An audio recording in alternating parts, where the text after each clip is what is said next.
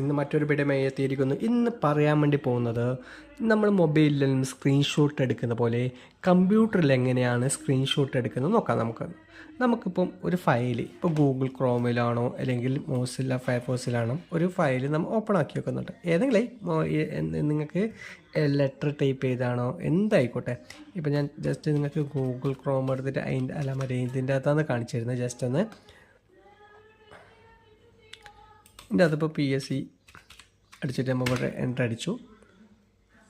ഇതിൻ്റെ ഒരു സ്ക്രീൻഷോട്ട് എടുക്കണമെങ്കിൽ ഈ സൈറ്റിൻ്റെ ഒരു സ്ക്രീൻഷോട്ട് എടുക്കണമെങ്കിൽ നിങ്ങൾ കീബോർഡിനകത്ത് ഇപ്പം ഈ വിൻഡോസിൻ്റെ കീയും ഈ ഷിഫ്റ്റ് കീയും ഈ എസ് എന്ന് പറഞ്ഞിട്ടൊന്ന് ഉണ്ടല്ലോ, അതായത് വിൻഡോസിൻ്റെ കീ ഷിഫ്റ്റ് കീ എസ് ഇത് പ്രസ് ചെയ്യാം.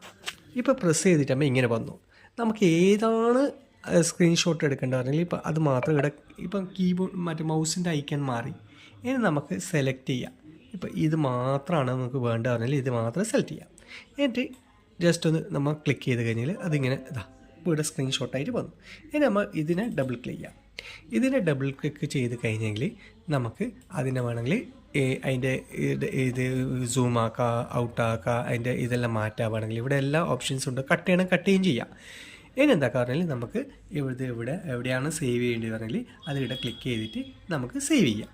നമ്മളെ കമ്പ്യൂട്ടറിലേക്ക് എവിടെയാണ് സേവ് ചെയ്യുന്നത്, ഡെസ്ക്ടോപ്പിലാണെങ്കിൽ ഡെസ്ക്ടോപ്പിൽ സേവ് ചെയ്തിട്ട് നമുക്ക് ഫയലിൻ്റെ ഇത് മാറ്റുകയും ചെയ്യാം. ഇവിടെ JPG ഫയൽ വേണം, JPG ഫയലാക്കാം, PNG ഫയൽ, ഏത് ഫയൽ വേണമെങ്കിലും ഇതിൻ്റെ അകത്ത് 3 ഓപ്ഷൻ ഉണ്ട്. 3 ഓപ്ഷനിൽ നമുക്ക് JPG ഫയലാക്കി സേവ് ചെയ്യാം. ഇപ്പോൾ നമുക്ക് ഡെസ്ക്ടോപ്പിലേക്ക് സേവ് ചെയ്യാം.